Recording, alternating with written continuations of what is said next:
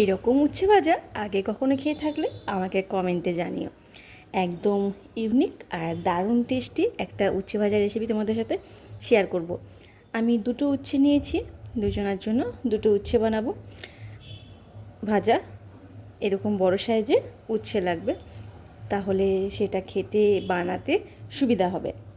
তো চলো প্রথম থেকে শেষ পর্যন্ত ভিডিওটা দেখতে থাকো, আমি কিভাবে বানাই আজকের এই উচ্ছে ভাজা রেসিপিটা। এসো প্রথমে উচ্ছেটা কেটে নিই।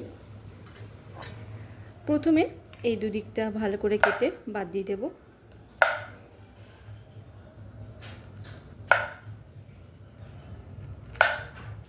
একদমই নিরামিষ হবে এই উচ্ছে ভাজাটা, তো তোমরা নিরামিষ যে কোনো দিনে বানিয়ে নিতে পারো, খেতে কিন্তু অপূর্ব হবে।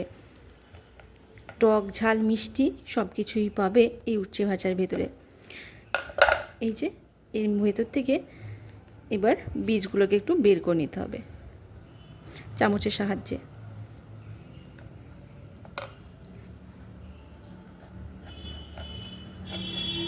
সবটা কাটবো না, তাহলে পুরটা বেরিয়ে যাওয়ার চান্স থাকবে।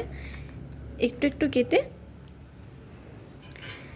চামচের সাহায্যে ভেতরের বীজটা শাঁসটা বের করে নেব।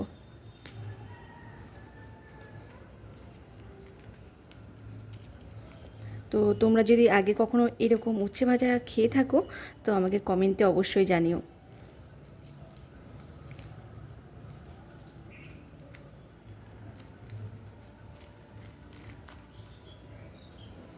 এই যে ঠিক এইভাবে।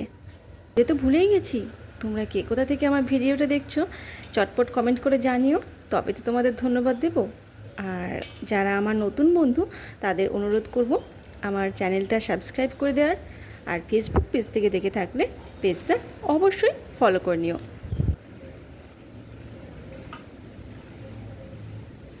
আমি একটা বের করে দেখালাম বীজটা তোমাদের, কেমনভাবে বের করলাম। একই রকমভাবে এই উচ্ছেটারও বীজটা বের করে নেব। এই যে দেখো ভেতরটা কিন্তু একদম ফাঁকা, ভেতরে আর কিছু নেই।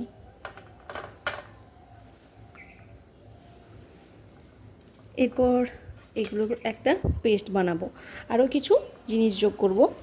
এই যেমন আমি এখানে শুকনো নারকেল নিয়েছি, তোমাদের কাছে যদি এমনি গুঁড়ো করা নারকেল কিংবা শুকনো নারকেল না হলে প্লেন নারকেল থাকলে সেটাও তোমরা দিতে পারো। ঝালের জন্য দুটো কাঁচা লঙ্কা,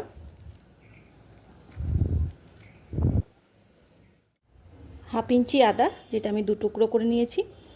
এরপর এগুলো মিক্সিতে একটা স্মুথ পেস্ট করব, তারপর পুর ভরব।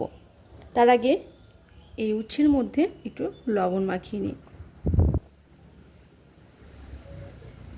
আমি উচ্ছেটা আগেই ভালো করে ধুয়েছিলাম, তাই আর ধুচ্ছি না। ভেতরে বেশ ভালো করে লবণ মাখিয়ে নেব এইভাবে,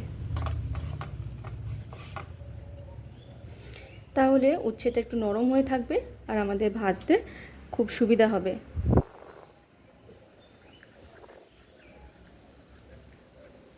ব্যাস, এরপর এটাকে রেস্টে রেখে দেবো 10 মিনিটের জন্য। আর এদিকে আমি পুরটা বানিয়ে নিই। দিয়ে দিচ্ছি সর্ষের তেল উচ্ছে ভাজার জন্য। কড়াইয়ে সর্ষের তেল নিয়েছি পুরটা বানানোর জন্য। দিচ্ছি হাফ চামচের মতো কালো জিরে। ফোড়ন থেকে যখন মিষ্টি একটা গন্ধ বেরিয়ে আসবে তখন বেটে রাখা পুরটা দিয়ে দেব।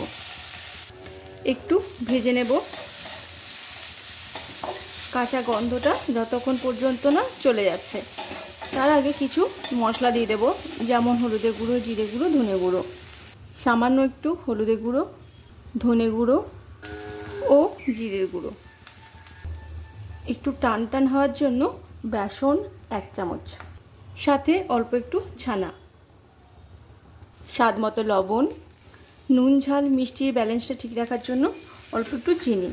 ব্যাস, এরপর এগুলোকে বেশ ভালো করে একটু কষিয়ে নেব। বেসনটা দিয়েছি এই জন্যই যাতে পুরটা বেশ একটা দইয়ের মতন হয়ে যায় আর আমাদের ভরতেও সুবিধা হবে। দেখো বেশ ঝরঝরে করে ভাজা হয়ে গেছে। এরপর এটাকে ঠান্ডা করে উচ্ছের মধ্যে ভরে তারপর আবারও উচ্ছেটাকে ভেজে নেব। আর হ্যাঁ, একটা কথা, তোমরা যদি এখানে চাট মশলা কিংবা আমচুর পাউডার দিতে চাও দিতে পারো, খেতে বেশ ভালো লাগবে। আমার কাছে ছিল না তাই আমি দিতে পারলাম না। গ্যাসটা অফ করে দিচ্ছি। পুর ঠান্ডা হয়ে গেছে, এবার উচ্ছের ভেতর ভরে নেব। এই যে বেসন দেওয়ার জন্য দেখো এরকম শক্ত হয়েছে। এইভাবে পেটটা চিড়ে আঙুল দিয়ে দিয়ে ভেতরে ভরে নেব।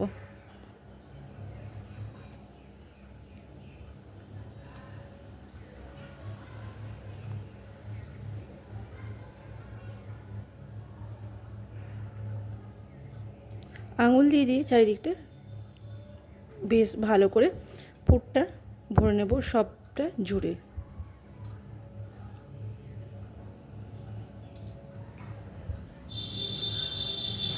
তেতো একদমই লাগবে না, একবার অন্তত ট্রাই করে দেখো, আশা করি তোমাদেরও খুব ভালো লাগবে।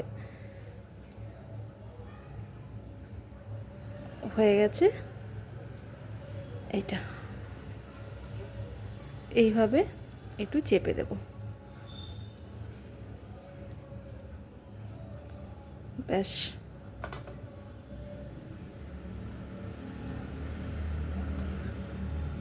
এরপর গরম গরম তেলে ছেঁকে নিলে রেডি হয়ে যাবে পুর ভরা উচ্ছে ভাজা। সব পুরটা ভরা হয়ে গেছে, এই যে। এরপর এগুলো ভেজে নেব। ওই কড়াইয়ের মধ্যে দিয়ে দিচ্ছি কিছুটা সর্ষের তেল। উচ্ছের মধ্যে যেহেতু আমি হলুদ গুঁড়ো দিইনি, তাই তেলের মধ্যে হলুদের গুঁড়ো দিয়ে দিলাম। তেলটা বেশ ভালো গরম হয়ে গেছে, এবার উচ্ছেগুলো দিয়ে দিচ্ছি। মুখটা উপর দিয়ে রেখে তারপর দেবে। ঢাকা দিয়ে ভেজে নেব, তাহলে তাড়াতাড়ি হয়ে যাবে। এবার উল্টে নেব। প্রতিদিন একঘেয়ে উচ্ছে ভাজা খেয়ে বোর হয়ে থাকলে একবার এইভাবে কখনো বানিয়ে দেখো, ভালো লাগবে।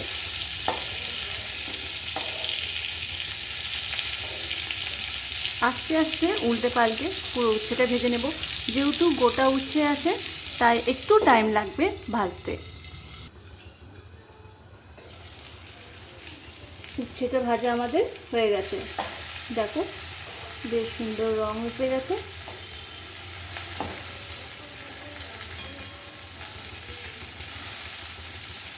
একটু সময় লাগবে উচ্ছেটা ভাজতে, তো বেশ ভালো করে উচ্ছেটা ভাজা হয়ে গেছে অল্প তেলের মধ্যে।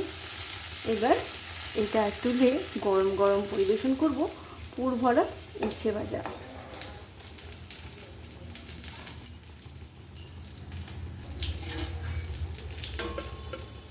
যারা উচ্ছে খেতে ভালোবাসো তারাটা অবশ্যই ট্রাই করো, আর যারা ভালোবাসো না তারা অবশ্যই ট্রাই করো। উচ্ছের প্রতি একটা ভালোবাসা অবশ্যই জন্মাবে, কথা দিচ্ছি। এই উচ্ছে ভাজার তেলটাও কিন্তু আমি এই উচ্ছের মধ্যে নিয়ে নেব।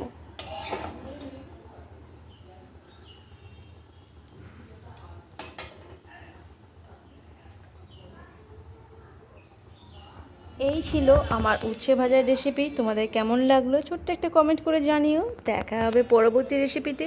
তোমরা সকলেই ভালো থেকো, সুস্থ থেকো। আজ আসি, টাটা।